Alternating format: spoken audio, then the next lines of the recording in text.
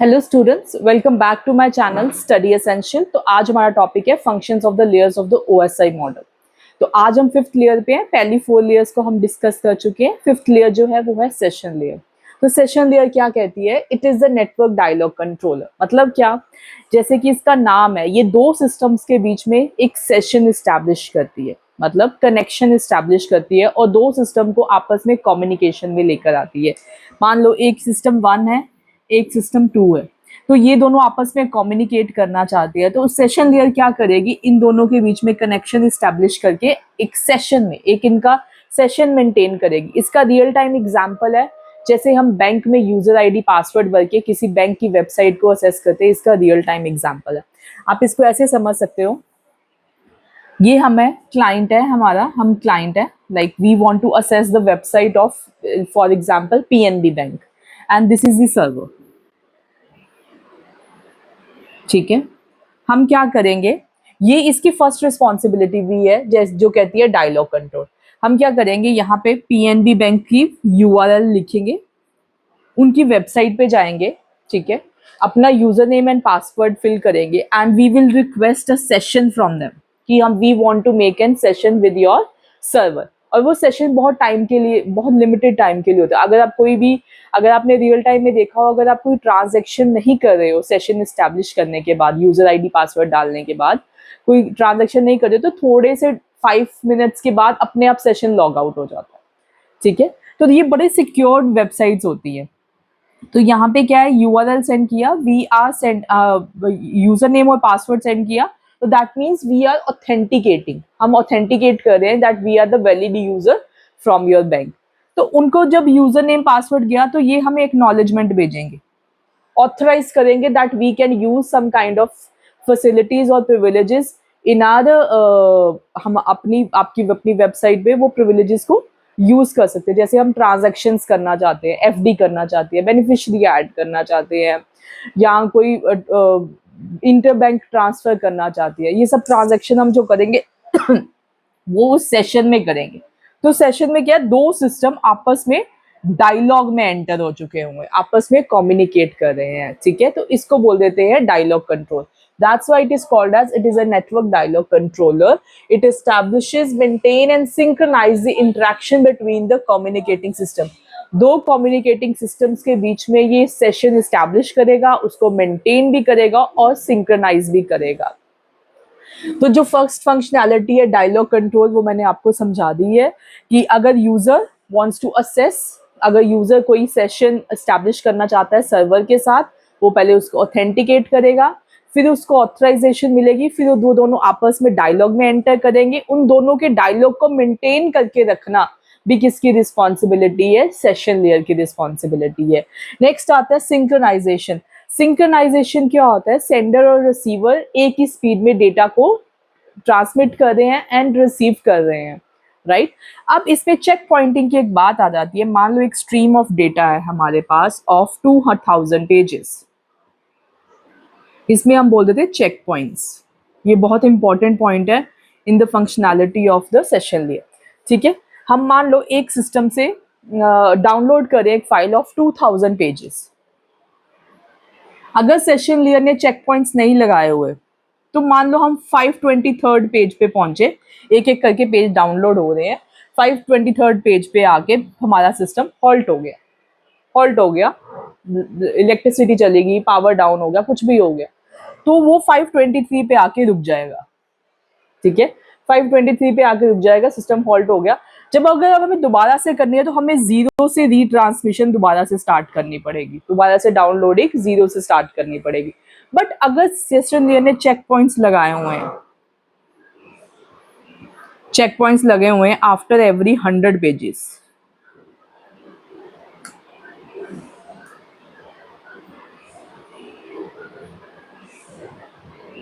And so on. ठीक है, ऐसे 100 पेजेस, और 520 पे आके यहाँ पे आके सिस्टम हॉल्ट हो गया, सिस्टम हॉल्ट हो गया। तो अब हमें जो रीट्रांसमिशन करनी है वो 0 to 500 नहीं करनी है, क्योंकि 500 तक तो चेक पॉइंट्स लगे हैं। वो यहां से दोबारा से 500 से स्टार्ट करेगा और 23 बिट्स ही सिर्फ दोबारा से उसको ट्रांसमिट करनी है। बाकी की सारी जो पेजेस है वो ऑलरेडी डाउनलोड हो चुके होंगे, वो उसको नहीं छेड़ेगा, ठीक है। तो इन चीज को बोल देते हैं चेक पॉइंटिंग या चेक पॉइंट्स। इस तरह से भी सिंक्रोनाइजेशन को मेंटेन किया जाता है।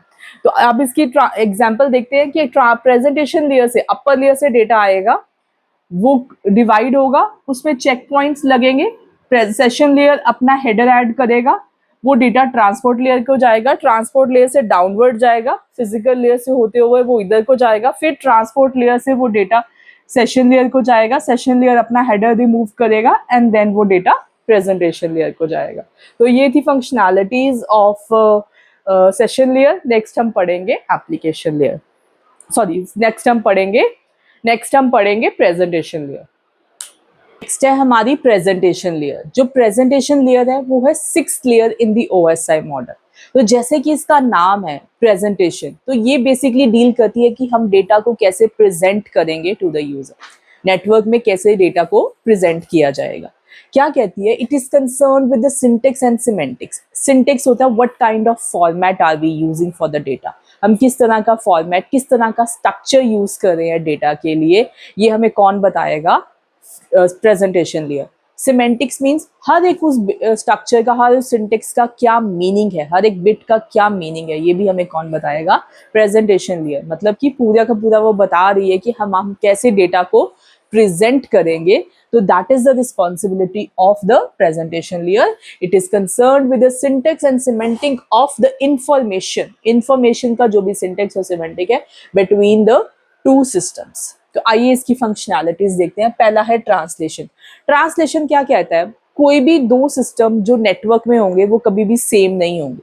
हो सकता है कि वो सेम हो but most of the time they will not be same. मान लो एक सिस्टम यूज कर रहा है एस्काई कोडिंग, एक सिस्टम है वो एस्काई कोडिंग यूज कर रहा है और दूसरा सिस्टम है वो ग्रे कोडिंग सिस्टम यूज कर रहा है, ठीक है। अब ट्रांसलेशन क्या कहते हैं, हम डेटा को उस फॉर्मेट में ट्रांसलेट करेंगे, एक कॉमन फॉर्मेट में ट्रांसलेट करेंगे एंड सेंडर साइड पे जो सेंडर का फॉर्मेट है उससे हम एक कॉमन फॉर्मेट में ट्रांसलेट करेंगे और उस कॉमन फॉर्मेट जब वो रिसीविंग एंड पे पहुंचेगा, उस कॉमन फॉर्मेट में जो रिसीवर एंड का डिपेंडेंट एनकोडिंग स्कीम है उसमें ट्रांसलेट हो जाएगा, ठीक है। मान लो दो सिस्टम, ये स्काई कोड यूज कर रहा है, ये ग्रे कोड यूज कर रहा है। जब डेटा जाएगा तो एक कॉमन फॉर्मेट में जाएगा और यहाँ पे भी कॉमन फॉर्मेट पे पहुंचेगा। स्काई to common format at the sender side and at the receiver side common format to the grey coding system, ठीक है। तो इसको बोल देते हैं ट्रांसलेशन। मतलब कि ये भी एक रिस्पॉन्सिबिलिटी है हमारी प्रेजेंटेशन लेयर की कि जो भी इंफॉर्मेशन जा रही है उसको ट्रांसलेट करना मस्ट है to understand, to maintain the understanding between the two communicating devices, ठीक है। इसको बोल देते हैं ट्रांसलेशन। सेकेंड है इंक्रिप्शन एंड डिक्रिप्शन। ये भी किसकी रिस्पॉन्सिबिलिटी है, प्रेजेंटेशन लेयर की। जो भी प्लेन टेक्स्ट हम यहाँ से हेलो हाउ आर यू भेज रहे हैं, हेलो हाउ आर यू कोई मैसेज भेज रहे हैं, राइट। अब ये डेटा प्लेन टेक्स्ट है, ये डेटा ऐसे ही नहीं जाएगा हमारे नेटवर्क के ऊपर, इसको पहले इनक्रिप्ट करना पड़ेगा, जिसको हम बोल देंगे साइफर टेक्स्ट, ये साइफर टेक्स्ट ट्रांसमिशन मीडिया के थ्रू जाएगा और वो एट द रिसीविंग एंड जब प्रेजेंटेशन लेयर के ऊपर पहुंचेगा तब वो डीक्रिप्ट होगा। मतलब कि वो cipher text to plain text में कन्वर्ट होगा और रिसीवर उसको रिसीव करेगा। जो हमने मैसेज भेजा hello how are you, this is a plain text that will be converted into the cipher text. That cipher text will be communicated through the physical medium. Then physical medium से वो presentation layer के पास आता जाएगा, presentation layer उसको decrypt करेगी, decrypt करने के बाद वो हमारा एप्लीकेशन लेयर से यूजर के पास जाएगा। तो इस तरह से होती है इंक्रिप्शन एंड डिक्रिप्शन। ये भी किसकी रिस्पॉन्सिबिलिटी है, हमारी प्रेजेंटेशन लेयर की। थर्ड जो रिस्पॉन्सिबिलिटी है वो है कंप्रेशन। जो भी हम डेटा भेजेंगे, जो भी हम इंफॉर्मेशन नेटवर्क पे भेजेंगे, वो मे भी बहुत बड़ी हो साइज में, ऑडियो वीडियो टेक्स्ट, उसका साइज में भी हमको रिड्यूस करने की जरूरत है। जब हम डेटा को रिड्यूस करते हैं तो हम उसको बोलते हैं हमने उसको डेटा को जिप किया, राइट। जब हम जिप और अनजिप करते हैं डेटा को तो हम डेटा के साइज को कंप्रेस करते हैं, उसको कम करते हैं, reduce. Basically compression means reduction of in the size of data, तो हम डेटा की जो रिडक्शन ऑफ साइज है वो भी किसकी रिस्पॉन्सिबिलिटी है, हमारी प्रेजेंटेशन लेयर की। तो ये थी functionalities of the presentation layer. Next हम देखेंगे एप्लीकेशन लेयर। तो नेक्स्ट है हमारा एप्लीकेशन लेयर। जो एप्लीकेशन लेयर है वो 7th लेयर है OSI मॉडल की, और यही एक ऐसी लेयर है जो कि इंटरेक्ट करती है यूजर के साथ। अगर यूजर को कोई काम नेटवर्क से करवाना है तो उसको एप्लीकेशन लेयर के साथ ही इंटरेक्ट करना पड़ेगा। और कोई भी लेयर एप्लीकेशन लेयर और कोई भी लेयर यूजर के साथ इंटरेक्ट नहीं करती। यूजर कुछ भी हो सकता है, कोई ह्यूमन हो सकता है, कोई एप्लीकेशन हो सकती है आपके कंप्यूटर में, राइट, कोई सॉफ्टवेयर हो सकता है, राइट, कुछ भी हो सकता है यूजर। तो वो सिर्फ इंटरेक्ट करेगी with the application layer of the OSI model. बाकी सारी लेयर्स नीचे आ जाती है, वो इंटरेक्ट नहीं करती directly with the user. For example, आप किसी वेबसाइट का URL एंटर करते हो, तो आप सबसे पहले जो है एप्लीकेशन लेयर के साथ इंटरेक्ट करो, right, application layer of the OSI model के साथ इंटरेक्ट करे, और बाकी की लेयर्स के साथ इंटरेक्ट नहीं करता यूजर। ओके, तो इसकी डेफिनेशन पढ़ते हैं। It enables user whether human और software to access the network. ये लेयर राइट देती है यूजर को, आप नेटवर्क को असेस कर सकते हैं। It provides user interfaces and support for services such as email, remote file transfer, DBMS and other distributed information services. ये इंटरफेस प्रोवाइड करती है और सपोर्ट करती है सर्विसेज, जैसे कि ईमेल की सर्विसेज हो गई, जैसे कि रिमोट फाइल ट्रांसफर, मतलब कि कहीं और लोकेशन पे फाइल पड़ी है उसको ट्रांसफर करना यूजिंग FTP प्रोटोकॉल, और DBMS डिस्ट्रीब्यूटेड डेटाबेस जो हमारा ऑल ओवर द इंटरनेट पड़ा हुआ है उसको असेस करने की भी ये इंटरफेस प्रोवाइड करती है, एंड डिस्ट्रीब्यूटेड इंफॉर्मेशन सर्विसेज को भी ये असेस करने की परमिशन प्रोवाइड करती है, राइट। इस लेयर में बहुत सारे प्रोटोकॉल्स होते हैं कि SMTP जो कि मेल्स को सेंड करने के लिए काम आता है, पोप जो मेल्स को रिसीव करने के लिए काम आता है। तो इसकी कुछ फंक्शनैलिटीज देखते हैं। नेटवर्क वर्चुअल टर्मिनल, ये एक इल्यूजन क्रिएट करता है, एक फिजिकल टर्मिनल का। जैसे कि हम फिजिकल टर्मिनल पे बात करें, तो अगर हमें रिमोट होस्ट पे बात करनी है तो हम एक उसका इल्यूजन क्रिएट कर देंगे कि that we are the virtual terminal, तो हम उससे बात कर पाते हैं अपने रिमोट कंप्यूटर के साथ, राइट। तो इसको बोल देते हैं, इसकी फर्स्ट जो फंक्शनैलिटी है नेटवर्क वर्चुअल टर्मिनल, ये एक इल्यूजन क्रिएट कर देता है, राइट। सेकंड है file transfer assess and management. अगर कोई फाइल रिमोट कंप्यूटर पे पड़ी है, अगर किसी और लोकेशन पे पड़ी है, उसको असेस करना, उसको ट्रांसफर करना, उसको रीड करना, उसको रिट्रीव करना, ये भी सारी फंक्शनैलिटी कौन प्रोवाइड करेगा, हमारा application layer. Then mail services में मेल की स्टोरेज, फॉरवर्डिंग, रिसीविंग, ये सारे काम भी कौन हैंडल करेगा, एप्लीकेशन लेयर।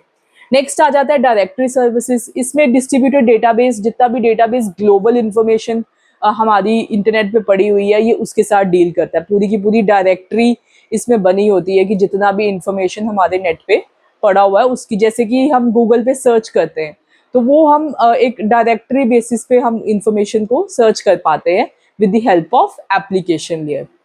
इसमें जो डिफरेंट प्रोटोकॉल्स हैं वो है X.400, ये मैसेज हैंडलिंग में काम आता है। X.500 ये डायरेक्टरी सर्विसेज में काम आता है। FTM ये file transfer and assess management system है। तो इसका जो भी डेटा है वो लोअर लेयर्स में ट्रांसफर होके फिजिकल मीडियम के through at the receiving and upper layers के पास जाता है। अपर लेयर से एप्लीकेशन लेयर में आता है, एप्लीकेशन लेयर में वो यूजर के पास जाता है। एक और इम्पॉर्टेंट पॉइंट जो यहाँ पे नोट करने वाला है वो ये है कि ये वाली लेयर कोई भी हेडर ऐड नहीं करती है, ठीक है। इसमें सिर्फ यही इसकी फंक्शनैलिटी है, कोई भी हेडर ऐड नहीं करते थे। तो ये था हमारा एप्लीकेशन लेयर। आई होप आपको समझ आया होगा। अगर आपको मेरी वीडियो से वैल्यू मिली हो तो please like my video and subscribe to my channel. Thank you.